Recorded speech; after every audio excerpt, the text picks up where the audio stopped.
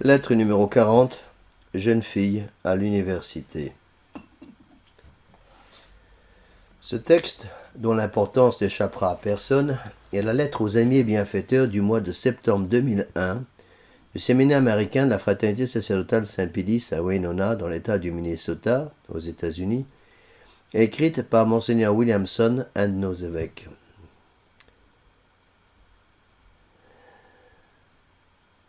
Le texte a été légèrement réduit et remanié. Ce texte semble dur. Il est encore plus dur en anglais. Il faut le lire avec les yeux de la foi. Le message est alors très clair. Les jeunes filles deviennent souvent de simples objets de plaisir et les familles s'écroulent parce que les femmes veulent exercer des activités pour lesquelles Dieu ne les a pas créées. En cherchant à fuir son devoir d'État, la jeune fille perd l'immense dignité que Dieu avait voulu pour elle. La traduction est volontairement littérale. J'ai simplement rajouté quelques petites notes explicatives.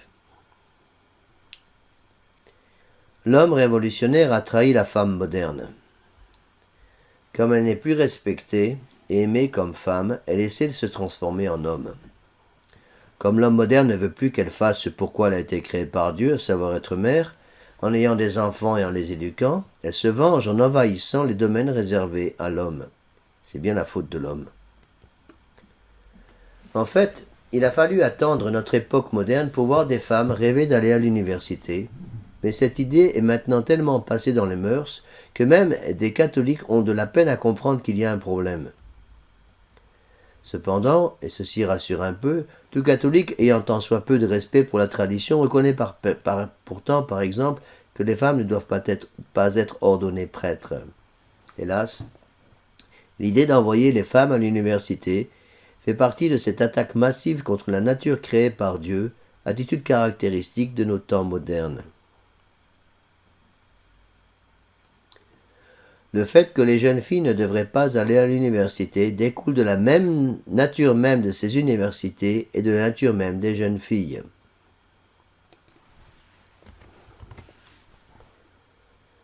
Les vraies universités sont pour les idées abstraites et la spéculation. Mais les idées abstraites et spéculatives ne sont pas pour les jeunes filles. Donc, les vraies universités ne sont pas pour les jeunes filles. Nature des universités. Commençons d'abord par la vraie université. Comme le définit le cardinal Newman dans son fameux ouvrage « L'idée de l'université », c'est une place pour enseigner la science universelle.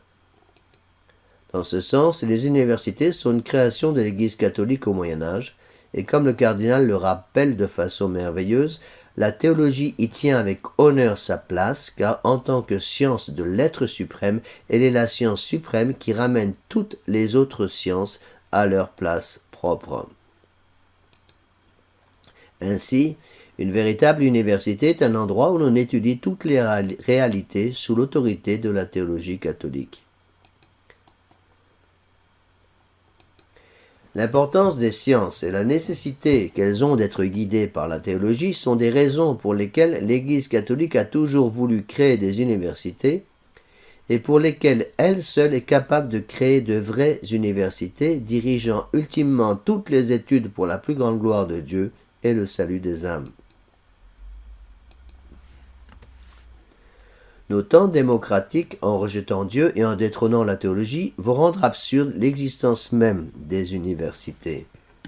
L'égalité démocratique regroupe là toutes sortes de garçons et de filles qui n'ont pas ou peu d'intérêt pour l'abstraction, les idées spéculatives, et qui ne devraient donc même pas être là.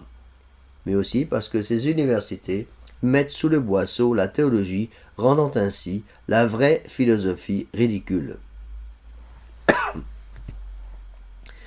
Ces universités corrompent la partie la plus haute de la nature de ces jeunes, à savoir leur esprit, laissant leur nature inférieure avec peu ou pas de moyens pour lutter contre la promiscuité volue des deux sexes. Nos universités sont souvent pires que des maisons closes.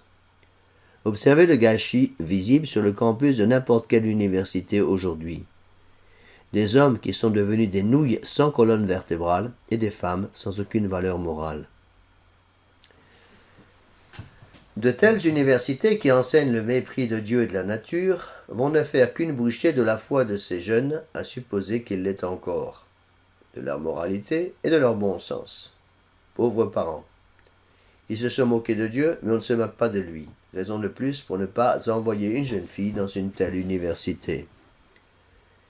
Ce qui doit être compris, c'est que même dans une université décente, s'il est encore possible d'en trouver, il vaudrait mieux ne pas y envoyer de jeunes filles ou très peu. Ceci à cause de la nature donnée par Dieu aux jeunes filles, nature qui, malgré la propagande massive d'aujourd'hui voulant prouver le contraire, est tout à fait différente de la nature que Dieu a donnée aux hommes. Nature des jeunes filles.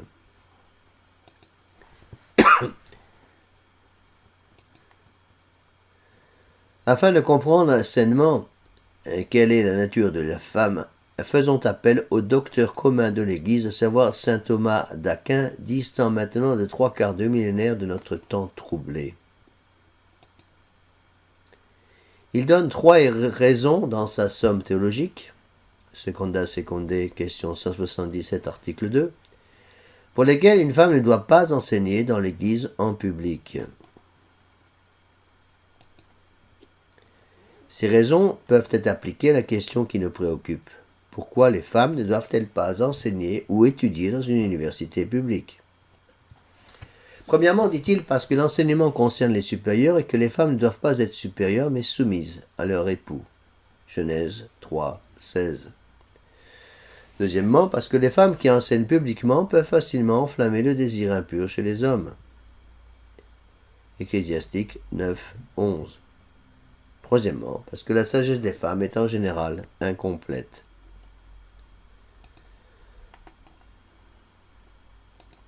Pour comprendre ces 3 raisons, faisons un bond en arrière de 5 millénaires, jusqu'à Adam et Ève. Comme le mot nature vient du mot latin qui signifie être né, étudier la nature d'une chose fait donc remonter à la naissance. Ève fut créée par Dieu pour être une aide pour Adam. Genèse 2, 18.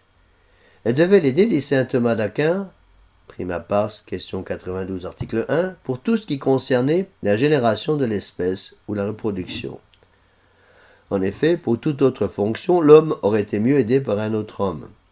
Il s'ensuit que la nature de la femme est intrinsèquement dirigée vers la maternité, de telle sorte que si, pour tout ce qui concerne la maternité et l'éducation des enfants, elle est supérieure à l'homme, pour le reste, elle est inférieure, car il n'y a pas égalité, mais complémentarité entre les deux sexes.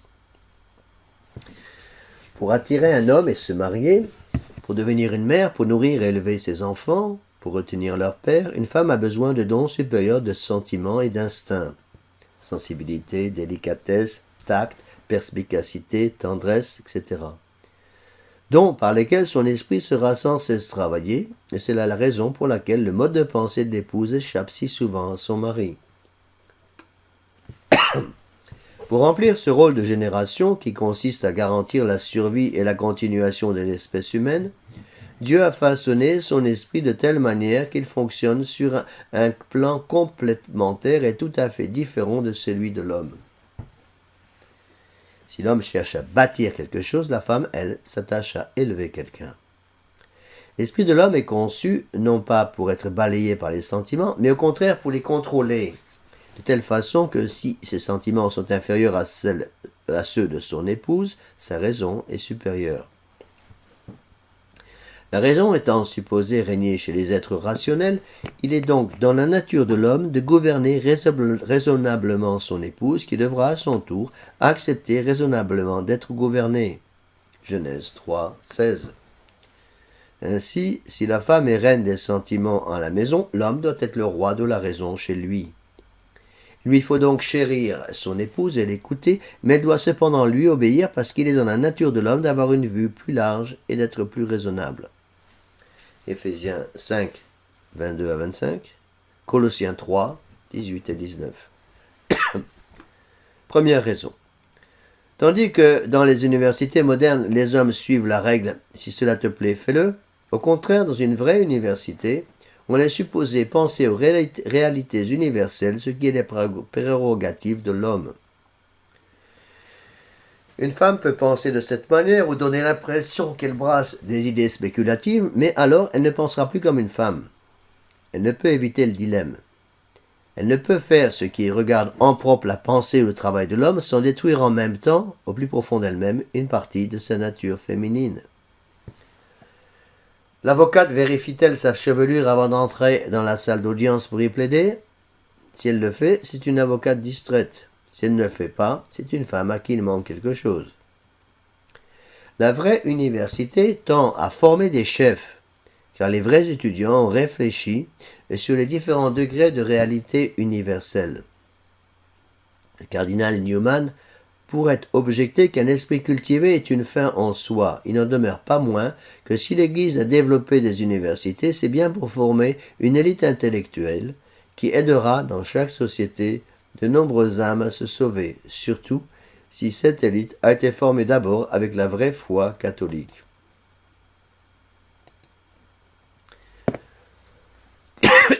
Concrètement, si une jeune fille a utilisé nombre de ses années de jeunesse et beaucoup d'argent de ses parents pour acquérir une bonne éducation universitaire, sera-t-elle capable de se soumettre à un mari, surtout si ce dernier n'a pas lui-même reçu ce genre d'éducation?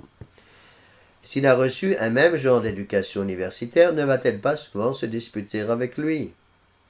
Si elle a un diplôme, ne va-t-elle pas considérer comme humiliant d'avoir des enfants, de les élever au foyer? Si elle a un gros diplôme, va-t-elle accepter l'humble gouvernement du foyer? Si le fait qu'elle veuille fonder une famille lui fait oublier ses petits et grands diplômes, alors pourquoi aller à l'université? Encore une fois, elle ne peut éviter le dilemme. En faisant le travail des hommes, comme aller à l'université, elle ne peut que mettre en péril son potentiel pour la maternité. Qu'a-t-elle à faire à l'université? Deuxième raison. On peut facilement imaginer ce qui se passe si l'on jette ensemble garçons et filles sans la moindre mention de Dieu. Mais supposons qu'une jeune fille décente puisse trouver une université décente qui prépare les chefs de demain. Si elle est suffisamment intelligente pour étudier, ne le serait-elle pas également pour comprendre qu'elle va distraire les garçons, qu'elle le veuille ou non? Si elle est vraiment décente, elle refusera de venir distraire ses futurs chefs. Alors, plus cette université est décente, plus la jeune fille l'évitera. La très sainte Vierge Marie elle-même n'a pas voulu être là à la dernière scène. Les jeunes filles à l'université sont une double source de confusion en faisant ce qu'elles ne sont pas supposées faire et en empêchant les garçons de faire ce qu'ils sont supposés faire. Dans n'importe quelle université qui se tient, les étudiants de valeur ne veulent pas être distraits par les filles. Ils sont exactement les maris potentiels que les filles vraiment intelligentes vont rechercher.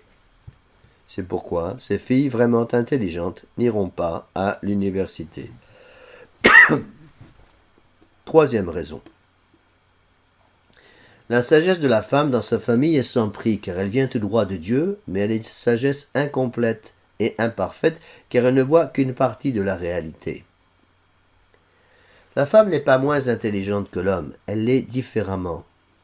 Si l'intelligence virile conçoit plus volontiers les abstractions, l'intelligence féminine met l'accent sur le concret et le possible immédiat, tout simplement parce qu'elle est docile à l'urgence du réel. Mal qualifiée pour les fonctions du gouvernement, pour les spéculations mathématiques et philosophiques, pour toutes les activités de l'intelligence pure, elle excelle dans la discussion morale, dans l'interprétation artistique. La pensée de la femme est subjective, intérieure, intuitive, concrète, à l'échelle du foyer, avec un amour certain pour les détails. La pensée universitaire doit être objective, extérieure, rationnelle, abstraite à grande échelle et tendre vers les grands principes. La pensée féminine suit le cœur, la pensée universitaire, la tête. Quand un professeur d'université enseigne, le garçon va écouter et apprendre à partir des mots, mais la fille va écouter l'homme et apprendre par osmose. Elle devra faire un effort pour écouter les mots parce que son cœur est ailleurs, en général vers les garçons. Naturellement docile et parfois dotée d'un QI plus que suffisant, elle pourra toujours imiter le bon étudiant, surtout si elle veut plaire à un certain professeur masculin. Il ne faut pas s'en moquer, car Dieu l'a voulu pour plaire et attirer un mari. Elle sera néanmoins rarement une bonne étudiante dans les matières spéculatives, car le bon Dieu a tout simplement fait son cœur et son esprit pour toute autre tâche. Jeune fille, voulez-vous vraiment dépenser tout ce temps et l'argent de vos parents en faisant quelque chose que Dieu peut-être ne voulait pas que vous fassiez?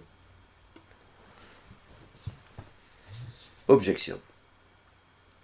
Mais le pape Pie XII a demandé aux jeunes femmes catholiques de tirer le meilleur parti du fait qu'elles soient souvent obligées d'aller dans le monde. C'était peut-être vrai autour des années 40-50, 1940-1950. Mais qui peut nier que les deux termes féminine et public ne soient contradictoires et que le domaine public a déféminisé la femme? Comme un de mes amis disait, les femmes d'autrefois trouvaient du travail comme infirmières ou institutrices, ce qu'elles faisaient d'ailleurs fort bien. Mais maintenant, elles ne savent plus faire ni l'un ni l'autre. Il est temps pour les catholiques de reprendre du poil de la bête et de remonter le courant. L'Europe, centre de la chrétienté, est au bord du gouffre parce qu'on demande aux femmes européennes d'aller à l'université et d'attendre avant d'avoir des bébés. La femme et la famille sont dans une crise désespérée. Voulons-nous suivre les porcs qui se jettent dans le lac? Mais puisque les hommes ne sont plus capables de diriger aujourd'hui, nous, les femmes, devons aller à l'université pour prendre leur place, dit-on.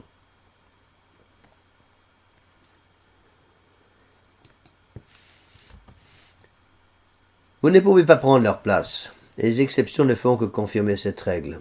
Aujourd'hui, vous les suivez à l'université, demain, vous sortirez avec eux. Par tous les moyens, agissant comme des mères, jouez le rôle que Dieu a voulu pour vous, et il vous rendra les chefs et les maris pour lesquels vous priez. Vous ne pouvez restaurer l'ordre voulu par Dieu en le brisant. Derrière les lignes de combat, vous avez un énorme pouvoir pour inspirer et guider. Mais sur la ligne de front, vous ne pouvez que rendre les hommes encore un peu plus irresponsables. Autre objection, mais les écoles dominicaines, pour les dames, pour les femmes. Si saint Thomas d'Aquin ne veut pas que les femmes enseignent en public, il accepte en revanche qu'elles le fassent en privé, c'est-à-dire à la maison, ou dans quelque chose d'organisé comme une maison. Une université ne peut ressembler à la maison, mais des religieuses peuvent faire qu'une école secondaire ressemble au foyer familial. Dieu sait si nous avons besoin d'écoles ayant pour but la préparation des jeunes filles à leur rôle. Objection. Mais où voulez-vous que les écoles privées pour jeunes filles trouvent des professeurs féminins si les jeunes filles ne vont pas à l'université?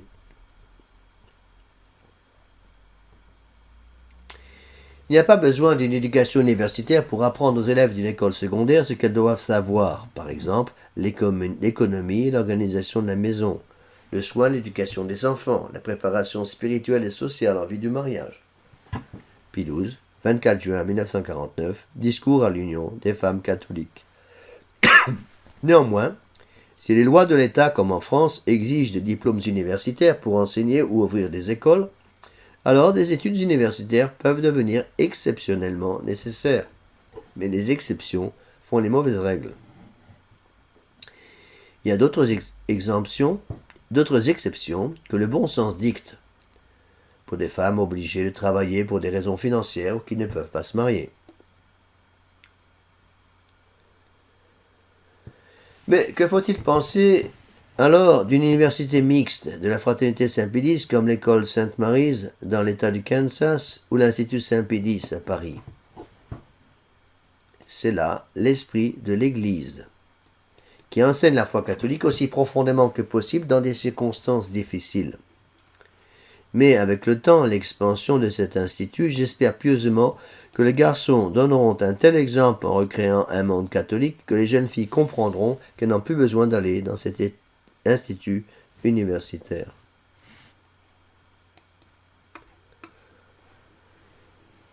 Objection, mais en attendant, que doivent faire les jeunes filles intelligentes qui ne sont pas encore prêtes au mariage? Qu'elles utilisent donc leur intelligence? D'abord pour comprendre pourquoi Dieu les a créées. Deuxièmement, pour prier Dieu qui nous envoie des hommes. Troisièmement, pour lire à la maison et se former. Quatrièmement, pour trouver avec leurs parents une fonction féminine qu'elles puissent occuper et qui leur donne le temps de mûrir en se préparant au mariage. Et pour l'amour de Dieu qu'elle pense à la vocation. Le dicton dit, une femme est juste une femme, mais une religieuse est 2 fois une femme. Conclusion. Pour toutes ces raisons, il n'est pas dans la nature des femmes d'aller dans les universités publiques. Depuis que l'homme a pris la place de Dieu, la vie sur la terre nous cache la vue de l'après-vie, qu'elle soit dans le paradis du bon Dieu ou en enfer. L'orgueil de l'homme enchaîne son inclination au plaisir de ce bas monde. On pense d'abord à soi, mais les enfants, même inconsciemment, vont suivre l'insouciance des parents.